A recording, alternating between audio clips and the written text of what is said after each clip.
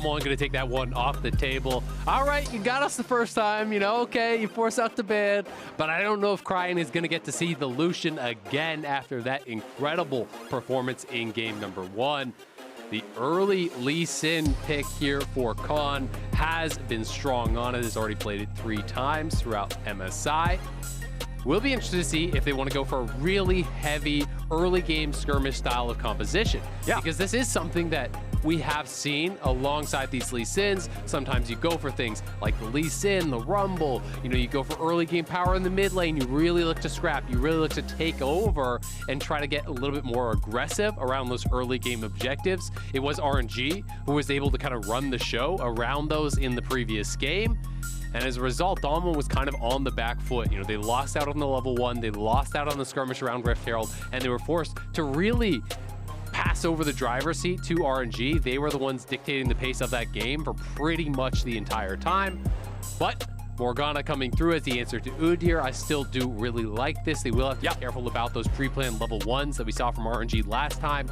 Tristana also makes a lot of sense here for Ghost. Again, could be flex to ShowMaker, not expecting it. He hasn't played it yet, but then again, Cryin had not played the Lucian mid before the last game and obviously was incredible on it. So we'll have to see where they want to take us. Will they match top laners right here for Xiaohu, or are they willing to allow him to be banned out a little bit in this phase?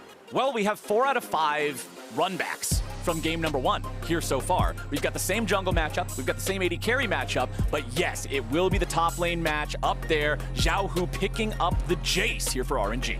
The Jayce really advantaged in the early laning phase generally against the Lee Sin, can utilize the range there, poke out the Lee Sin, try to push him in.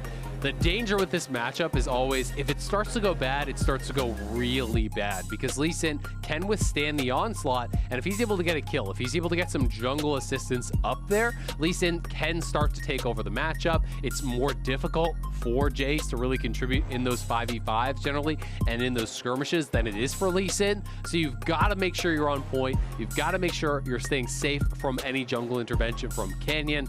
And we'll see if Xiaohu is going to be equal to the task. The Sylas ban, very interesting here, as may be giving us a little bit of a nod to what they want to pick later. If you're looking for an Alistar, now that Nautilus is banned out, you may not want to leave Sylas up. That is something that a lot of mid laners are willing to just grab pretty much regardless of the matchup mid lane, just because they feel that Sylas with that stolen Alistar ult is very powerful. So if that's what you're kind of eyeballing as your pick here for Ming, then I think it makes some sense. And Nautilus is banned out. That's another change from last time around, so they won't have that pairing. Actually, the first time in the, well, this will be game number 4 between these two teams at this tournament, that there won't be a Kaisa Nautilus in the game.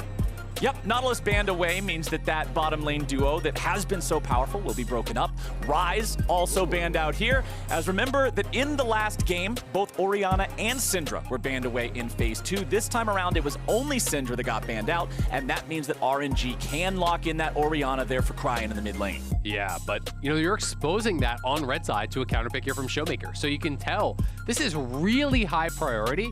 They are actually placing on the bottom lane on support diff, basically. Trying to get Ming, who has been the best performing support at this tournament, the support matchup advantage, the 2v2 matchup advantage for him alongside Gala, who has been fantastic in all 3 of the previous games that these two teams have fought against each other. RNG is now 3-0 against DAMWON at MSI. And it's going to be Xerath in the mid lane here for ShowMaker. Let's go. The spicy picks back and forth. Cryin busting out the Lucian in game number 1. And now it is the Xerath. Bard would be a really interesting answer because he has the range not only to cancel the Xerath ult, but also the ability to get out of lane and potentially focus and punish. Nope. Just a hover there. I got baited and made the classic mistake.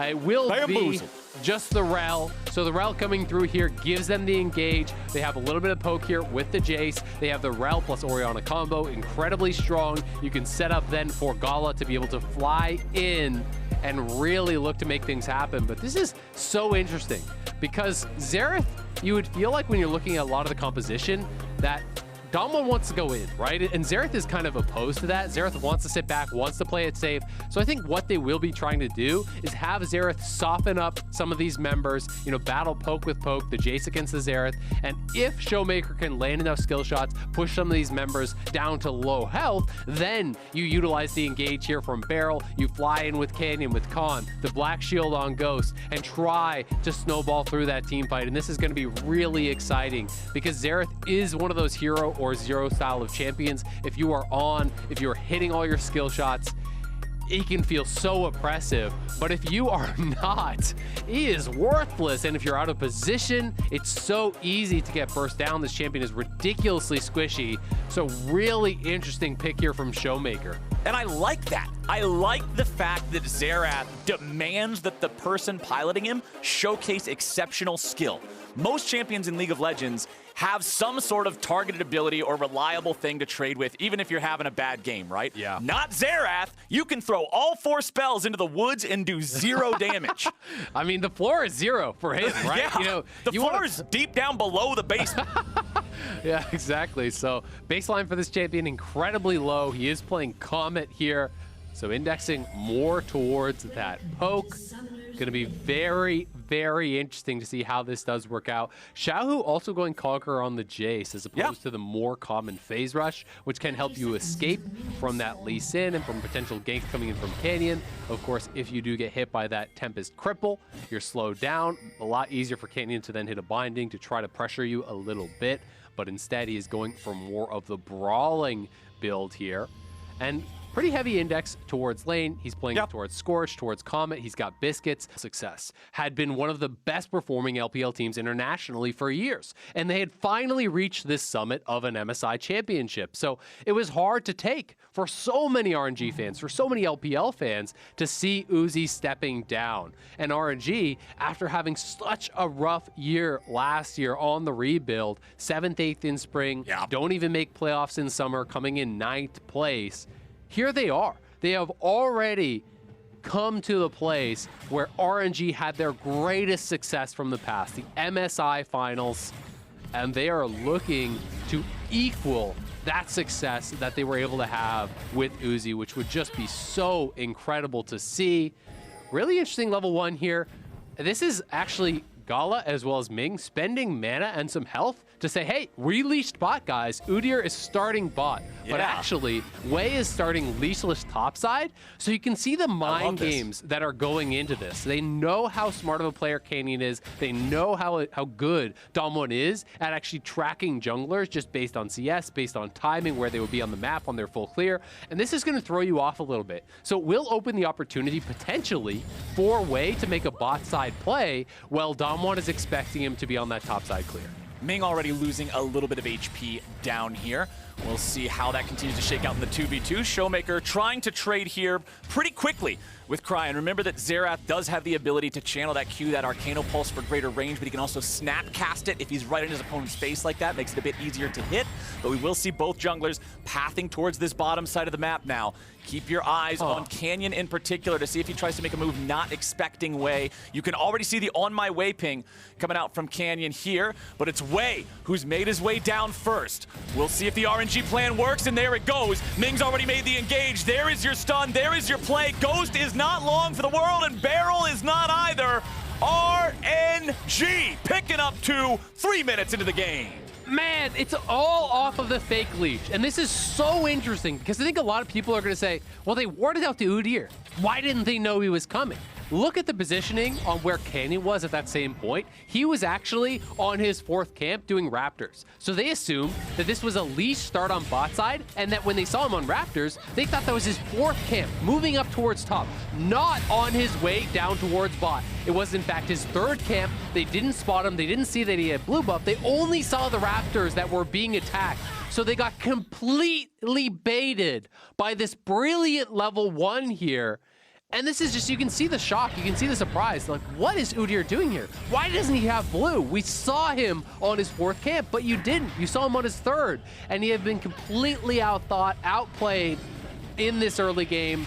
This is the next level stuff that you expect from international champions. Yes. From a team that is of the caliber, that is deserving of an MSI title. And I just think that kind of League of Legends is beautiful to see. You know, we know they have the mechanical skill. You can see that so plainly, but to see the cerebral side of the game, the coaching, the intelligence behind these plays and these pre-planned level ones, I just think is such a gorgeous part of the game and so underappreciated.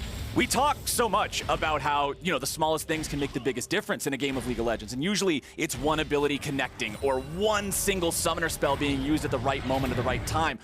But this time, it was just a slight bit of emptiness on a health and mana bar that gave DAMWON the confidence to say Udyr's not here. Incredible stuff from RNG. Canyon was going for the full clear. Like I said, I was keeping my eye on him to see if he tried to path bot nice and early to do anything, but when his lane's pushed up, why would he? He doesn't feel the need to protect them. Wei's on, quote unquote, the other side of the map. Just really, really cool stuff there from RNG. DAMWON only down about 1,000 there, so they did lose a little bit extra on top of the first blood money, plus the assist money on both of those kills. But RNG are loving how this thing is going early so far. Khan's doing a good job staying even with Xiaohu in farm up here in the top lane. Generally, breaking even with Jayce in farm is always a good sign for a top lane. Yeah, absolutely. I mean, you can go pretty defensive in this matchup. You can go resolve. You start with the D shield. If you're really concerned, you can even put multiple points in the safeguard to try to really just sustain through any sort of poke. But Khan doing an excellent job. He's down a couple CS, but more of that wave is pushing towards him, I believe.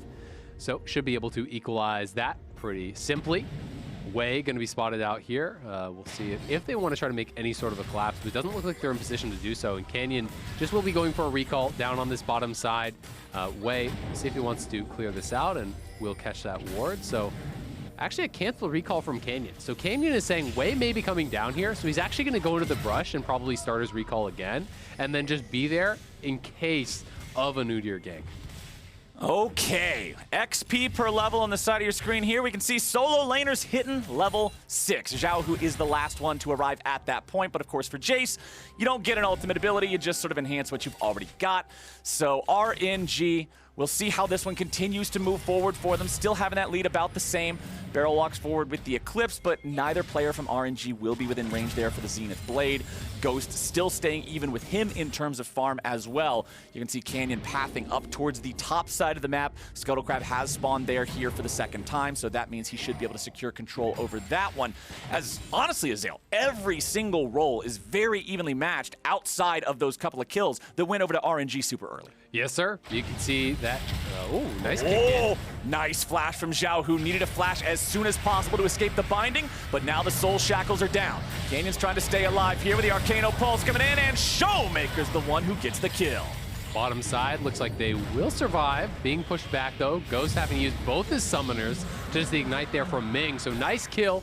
Khan setting it up with the kick in there, getting that injection of gold into ShowMaker. They want to set him up for a good game, but the DAMWON bot lane are in some trouble because you showed your mid laner and your jungler topside. You know that Wei just took down the dragon. Cryin is missing from mid, so as far as DAMWON's bot lane know, there could be 4 setting up a dive, and just now they see them over by that mid side, so they are feeling a little bit more comfortable now. But something we haven't had a chance to talk about just yet is the value of Merc Treads for RNG. You know, it's magic damage in the jungle, magic damage in the mid lane, CC from Morgana, from Xerath, as well as from Leona. We're going to see those picked up here pretty early. Ward hop, kick him in, flash on the binding, but nowhere really to go. Morgana is behind you and just plays this pretty defensively, pulling back, not looking for the kill himself. You can see there, that is why the summoners were forced, as Ghost was actually interrupted. Didn't have the timing right on the rocket jump, gets knocked out of that by Ming. They get both summoners down, so now Ghost will be pretty vulnerable for the next 3 or 4 minutes. Remember that with Tristana, she has that little bit of a channel, charge up, whatever you want to call it, animation before rocket jump. If you're hit with a CC during that, you'll launch yourself through the air after. You buffer through it, right? But if you're hit while you're already in the jump animation, then it cancels. Then Ming is able to stop you. Good job there. Excellent timing from RNG, making sure they get some free summoners out of that. DAMWON now going after the Rift Herald. Ghost has been rotated up here. Everybody from DAMWON's a part of the show. Everybody from RNG doing the same. And it looks like we might get ourselves another first Rift Herald team fight here, Mr. Azael. It happened in the previous game. It'll probably happen here again. Rift Herald still being aggroed, down to about 1/3 of the patience, so they can't afford to have it drop that aggro too many more times. Wei is ready to contest here with the smite. Eyeball opened up, but now the patience is gone. Nice job with ShowMaker bringing in the heavy artillery, but a shockwave's able to find its way onto 2. DAMWON have already lost 2 of their players. Double kill back over to the enemy AD carry. Beryl staying alive, looking to do whatever he can, but everybody else is dropping over. Double kill back to the Jayce now as well. ShowMaker's the last man standing. Holy moly, RNG, 4 for 1. Nicely played there by RNG, punishing Ghost for not having the summoners, and DAMWON was pretty split. We'll see if he can get any sort of a kill. No, they just waited out. They do secure it and are going to grab that Rift Herald for themselves, and RNG are 3,000 gold ahead now with Herald, with Dragon. Let's watch this one more time. The initial poke traded back and forth was pretty nice, but Ghost got fairly low. The kick comes in, but it's Ghost. Flashed on by Ming, locked down. Gala goes in, the shockwave comes through. Ghost is just instantly deleted. And then ShowMaker here, you can see maybe a little bit of discomfort on the pick. Oh, yeah. Clicking backwards to actually retreat, but actually casting a spell at the same time there. Maybe could have killed. We saw that in the Axe effect replay there. Maybe could have killed the Jayce. Couldn't quite knock him down, unfortunately, for ShowMaker. But this is so problematic. When you commit to those 5v5s, instead of just trading on the other side of the map, you have got to win. It is so costly. You know, had DAMWON just kept farming it out, leave Ghost on bot side, take a couple plates, get a farm advantage down there, the risk is so low, and really you don't lose that much as far as the gold goes. I wonder if DAMWON were so tunneled on the fact that you have a Xerath who kind of needs this point of safety in mid lane, needs a tower to farm at, that they felt, hey, we have to fight here, and took that fight even if it was potentially ill-advised. Setting up a trap though here on that bottom side. I think this is gonna work. This should work at least. CC's going out. Ming in a lot of trouble here. One more auto attack takes him out, and it's Canyon who grabs the kill. Nice response here from DAMWON, setting something up and grabbing themselves some extra money. Wei clears out some wards. ShowMaker just doesn't have the damage to really force him off. Yeah, not much you can actually threaten that Merc Treads Udyr. It's going to be a while before ShowMaker is threatening anyone like that. It's more about kind of shooting past the front line on Xerath towards the back line. That is kind of one of the unique differences with him and some of those other mages that you see where, you know, oftentimes you'll see like a Victor and it's more okay for him to be poking away at the front line. Xerath wants to reach backline. He wants to be shooting beyond the tank towards that Kaisa, towards these carries, and really pushing them out. You know, he can utilize the ultimate. We saw some good utilization of that at that first fight on the initial engage to follow up, but gotta make sure you are on point with that.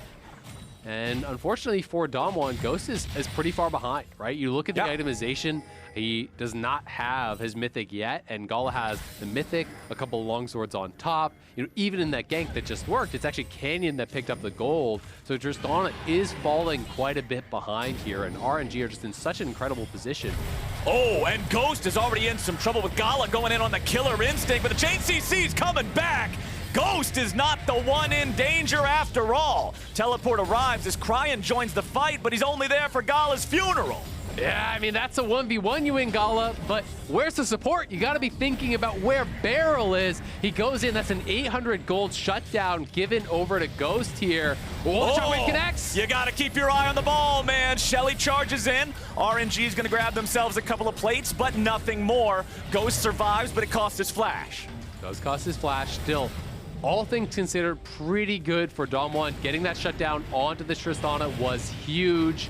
It will still be RNG's Dragon, but it was kind of always going to be, given the state of the game. But DAMWON, again, are in that concerning position where you're now facing this question of, do you want to contest at Dragon number 3? Are you willing to again put yourself at what's going to be a second Infernal Soul in a row and put yourself at soul point, right? Because they've got to make that hard call. If you show up to that third Dragon and you lose the fight and the Dragon, well, the game is probably sealed from that spot. You know, there's such good engage. There's really good scaling as well on the RNG side. So it's a tough call to make, and one that could potentially decide the series here for DAMWON, who are already down a game, who have yet to take down RNG at this event. RNG are going to be building in confidence, building in momentum here in this series. DAMWON is doing a good job right now of staunching the bleeding, right? 13.5 minutes into the game, after that disaster of a fight at the Rift Herald, they were down 3K.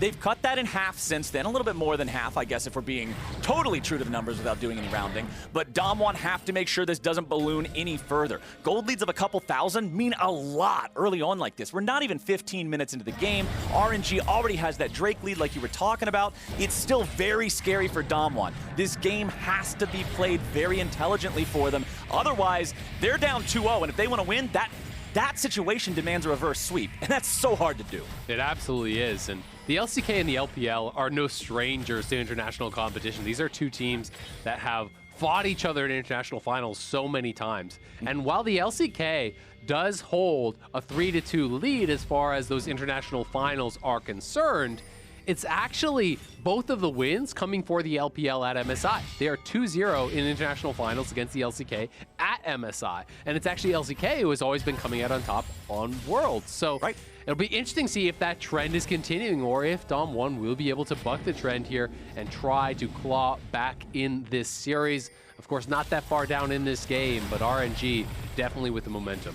Yeah, remember that it was a team from the LPL that DAMWON had to face in the World Final just last year, but now it's Way coming in, going for the flash into the bear slap, but he doesn't quite have it. Beryl can walk away thanks to the black shield from Canyon, and DAMWON will disengage the RNG engage attempt here in bottom lane. They'll trade turrets back up there in the top side. Of course, the turret first blood bonus does go over to RNG. That failed engage actually pretty costly for RNG because really Khan had no business taking down that turret up on the top side. He doesn't even have to use his teleport. So you actually commit the top lane TP. Yes, ShowMaker does match that, but it's 5 members bot for RNG. Khan just stays top, takes down a tower. So all things considered, pretty good, knowing that that tower was always going to go down here pretty shortly, as they had committed the Rift Herald down there. They had really put a lot of resources into knocking it down. And man, Way on this Udyr, 1-0-5, 100% kill participation. This pick is a problem for DAMWON. This guy has been having a couple really good games on this. Of course, his team doing everything they can to help set him up, going for that delayed invade in game number 1, doing the bamboozle on the pseudo-fake leash there in game number 2. I really love how they're enabling him and allowing him to play aggressively on this pick that honestly has to play that way to really shine and be effective. Yeah, it absolutely does. And DAMWON finally getting some objectives here. They grab that Rift Herald for themselves. They lost both the Rift Heralds in the previous game. They lost the first Rift Herald in this game. RNG has been getting all the dragons, so RNG has been just dominating the objective game here. And DAMWON will have a chance to utilize that Rift Herald to scrape back some gold and also try to push RNG out of position if they want to fight this next dragon. And I think that they're in a much better spot than they were last game for fighting for this third dragon. They were further behind in gold. You know, the Rift Herald was on the other side. So we'll see if they feel like they can get into a good spot and really set it up. But vision is going to be so critical. You know, how you start these fights is going to be so critical. You want to be first to the objective, set up the vision, allow Xerath to poke down your opponents as they are trying to enter, right? Xerath doesn't want a committed 100-0 fight. Xerath wants the fight to start when you're already at 50%, when you're already at 30%, because you've been getting hit by those skill shots. So he needs the time to whittle down his opponents, and that is bought through vision control. That is bought by being the first members to the area. Okay, RNG are the ones with control over that area right now. They're the ones sweeping the wards of DAMWON out of this river. They are the ones with control over the Drake pit. They already have that 2-0 Drake lead. Infernal Soul again, man. This is so disheartening for DAMWON having to deal with this thing back to back against a team like RNG that is so cutthroat, that is so efficient, that is so coordinated. And now they'll move forward. At Ming. It's DAMWON wanting to get rid of some of this vision here. Ming knows exactly where he's at. He's ready for the flank here. He's ready to be that engage on the Rell. ShowMaker will continue trying to throw out some poke wherever, whenever he can. Does not have a blue buff, but plenty of mana still to work with. Dragon's already been aggroed. Ball has been placed in a forward position. DAMWON must be very respectful of this. They can't afford to put everybody in position for a big old shockwave. Cryin taking a lot of poke. Ming might be ready to go. It's stolen away by ShowMaker. That is huge for DAMWON. Yeah, they got to back it up now, though, because Ming has his flash. He could look for an engage, and they're split from ShowMaker. Here he goes! Everybody's already grouped up, but they do a nice disengage there with the Lee Sin kick. Way's going to be taken down, and Ghost is grabbing the kill. Khan jumps in now looking for Xiaohu, but he's got to be careful. Xiaohu has the advantage in health there in the 1v1. DAMWON, they take the Drake, they grab 2 kills. What a huge moment for them. Mid lane turret as well. This game's back to even, Azael. Back to parity here, Flowers. Everything you could hope from this series so far. 2 teams battling back and forth. The response to the engage was perfect from DAMWON. The disengage with the kick, as you pointed out, able to focus down that front line, get a couple kills for themselves here. And the game becomes very, very different if you get behind the Xerath, if he can start to really become impressive. He was poking out Cryin, as you pointed out, and able to actually land that combo. So much damage coming through from here. The slight mistiming on the smite, enough from Wei for that to be able to go over. And look at Cryin. This is what I'm talking about. You poke past the front line onto the back line. Canyon flashes out. The kick comes through. Ghost is focusing down Wei. It's difficult for the Orianna to position effectively because he's just getting roasted by the Xerath. You know, the Orianna wants to be up close to Ming, wants to be close to that Rell so that he can follow up with the shockwave. But every time Cryin is stepping forward, he's being focused by the Xerath, pushing him back so that the ball will leash and he cannot pull off that combo. And that is such intelligent target selection, knowing that they need to have that proximity to really be able to pull off this combo and to have their engages be as effective as possible. And it just really showcases the intelligence of bringing out this pick and how ShowMaker is utilizing it. A 3,000 gold lead for RNG at 10 minutes has turned into a 100 gold lead for DAMWON at 20. Incredible swing, incredible change of pace here in this game, and we'll see if DAMWON is able to continue building that lead now. This is a position that they were never afforded the opportunity to play from in game number 1. RNG never made the mistake. There was never the error of missing the smite in that game that allowed DAMWON back in, despite the fact that they had a couple of really good moments, despite the fact that for the longest time, Ghost had no deaths.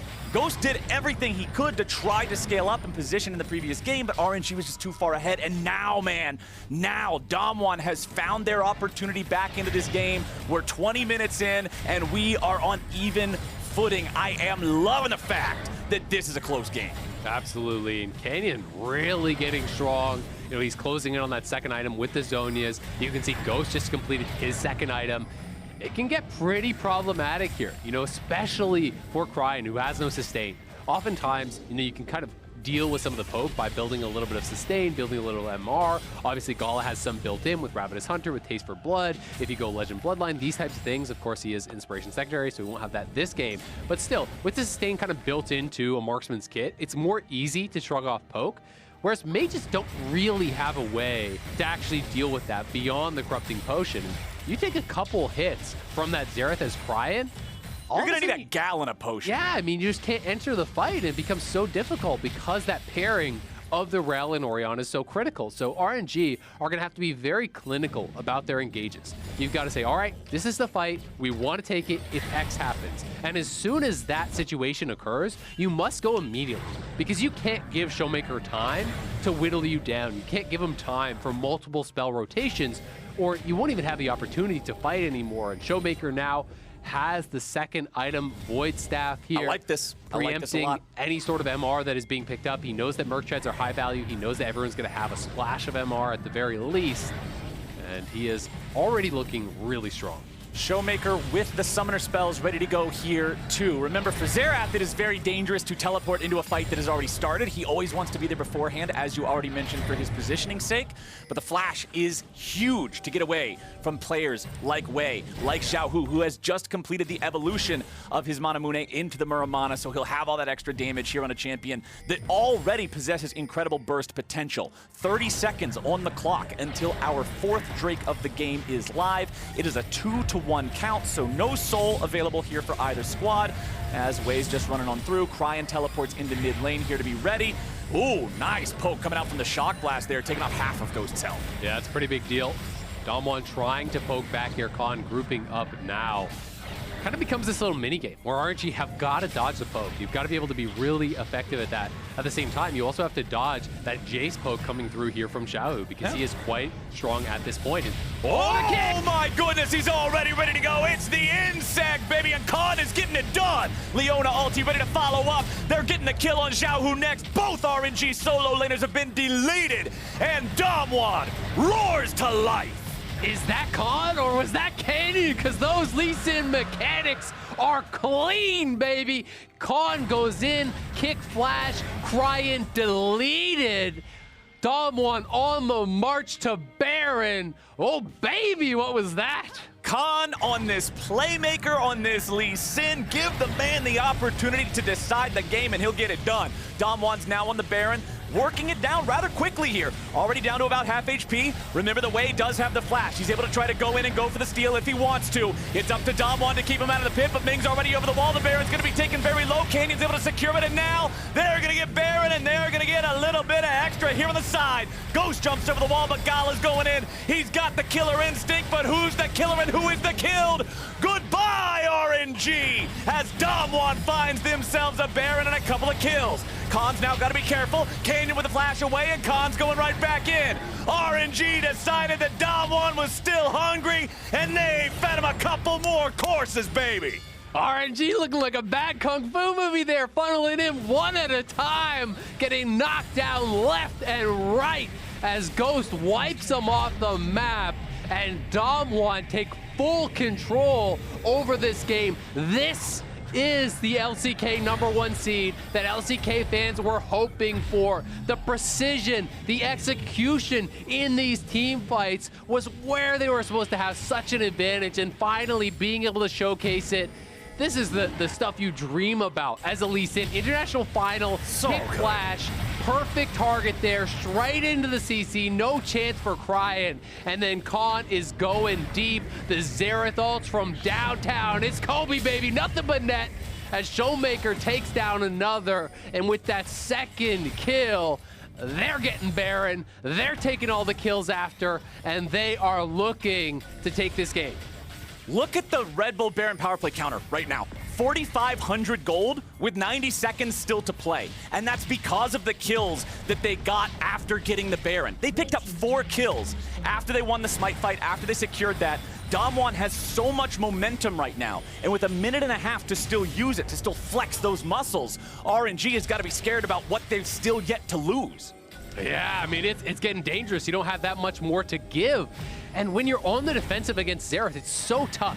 You want to step forward and clear out those mini waves, but look at this ulti! Oh, they're going in, baby. The right of the Arcane just raining down hell on him. Wei manages to get away, still with about 20% of his HP remaining, but that means he will not be available here for this defense. Here comes the poke over the wall, though. It's so tough to actually hold these positions. ShowMaker can look once they clear out these wards. He can position over there with Beryl, and as Ghost steps forward to actually attack the wave, attack that tower, you're in such a difficult position. Like, look at where Cryin and these members are having to position to try to avoid any potential Xerath poke. It's just so tough to actually both clear out the wave and avoid poke from ShowMaker.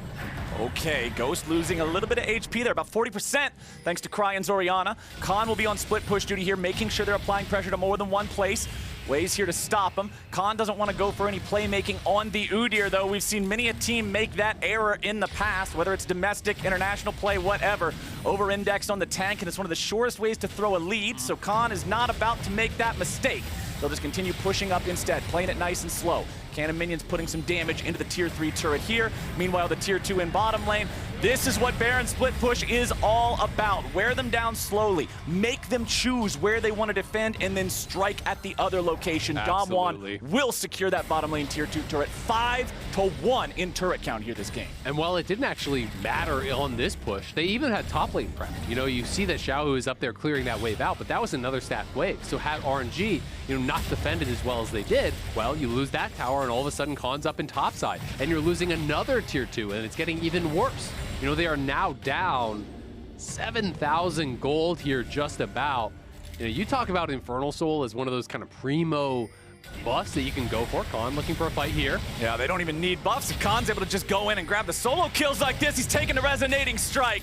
Xiaohu with a good disengage there. Khan wants to escape, but Wei is already trying to intercept. The rest of DAMWON is ready to go to protect him. Xiaohu will not die to the Xerath ultis. Cryan's very, very low. Sonic Wave and resonating strike. That resonating strike going to be denied now as well, but the shockwave will not do enough. And Khan is a man on a mission here in game number 2. He's got the assistance from long distance. ShowMaker is there with the assist, but Khan making it happen for the team. DAMWON continuing to push forward here, continuing to threaten the base, and they have the fallback of the Infernal with some of the best champions for it. This is an aggressive TP. We may see Ming try to go on it. Nope, immediately ready with a safeguard, gets away already. Going in yet again, there it is, he just don't miss. Stopwatch also ready there for the follow-up, as now they'll find themselves another kill. 3 dead on the side of RNG, still 5 seconds before Cryin's able to come back. Ghost says, get out of my game. Ace for DAMWON, they will push the Nexus turrets, and they are about to tie this series up. Cryin stuck back in the fountain. Yeah, the shockwave's gonna hit the Xerath, but what does it matter? DAMWON were down early. It looked so bad for them, but they struck back beautifully. And ShowMaker's Xerath stealing away that dragon. The rest of the team playing around it beautifully, and Khan's immaculate Lee Sin kicks will tie this series up. What a game 2. We are all tied up. And oh my God, the Xerath was cool, but those kicks from Khan, if you're on his screen, it is far